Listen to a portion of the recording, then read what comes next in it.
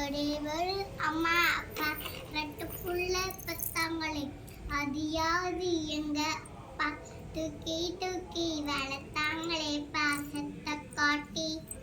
நிலா வாங்கி தரை நாங்களே சாதத்தை ஊட்டி. நடந்து பழக சொன்னாங்களே நடவண்டி ஓட்டி.